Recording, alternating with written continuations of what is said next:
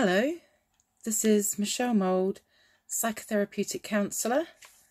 Today I'm going to be talking about low self-esteem and limiting beliefs. So what exactly is self-esteem, and is that the same as confidence?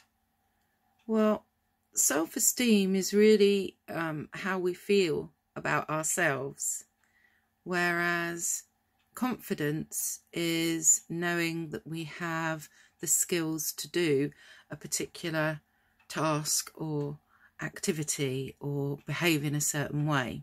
That's what gives us confidence, which is quite different from the way that we might feel or think about ourselves, which is in fact our self-esteem.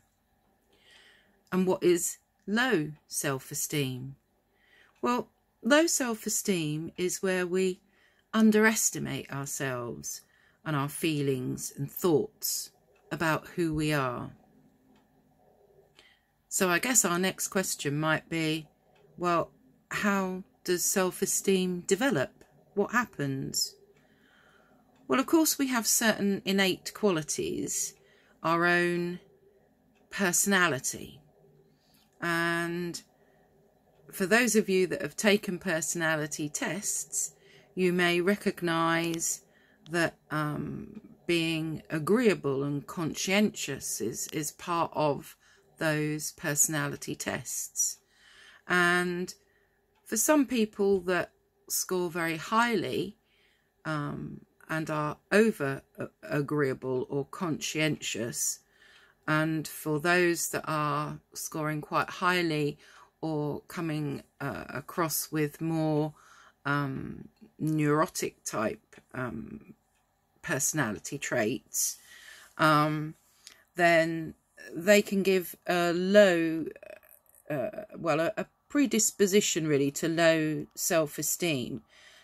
However, that predisposition doesn't predict the fact that we will end up with low self-esteem, and this is because of all our experiences and the knowledge that we build up as we go about our daily lives, and those experiences can moderate who we are and what we're like.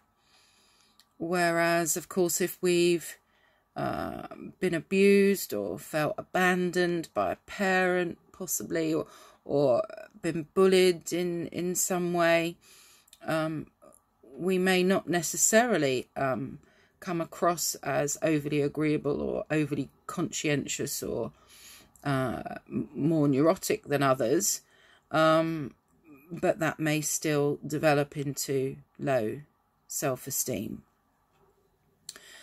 And of course, low self-esteem means that there's a knock-on effect in our interpersonal relationships. So we can find ourselves morphing into our partner, for instance, having no life of our own, maybe. We might feel undervalued, taken for granted, and of course our needs are not being met. And quite often we find that it's an unbalanced relationship. And if you recognise any of these or any of this in your relationships, then it could be that you have low self-esteem. So where do the limiting beliefs come in? Well, limiting beliefs often run alongside low self-esteem. And they're the kind of beliefs that we have about ourselves, where we might say to ourselves, I'm not good enough, I'm not clever enough, I'm not worthy, I'm unlovable, I never get things right. And so low self-esteem and helping to change those limiting beliefs is something that counselling therapy can help with. And of course, if I'm a counsellor that is near to you and it's something that you would like to explore, then please do go to my webpage, which is www.michellemoldcounselling-autismtraining.weebly.com, or you can find me on Google or LinkedIn, and I will post those underneath my videos so that you're able to find me. And well, maybe that's a thought for the day, and I'll post another video soon. And take care.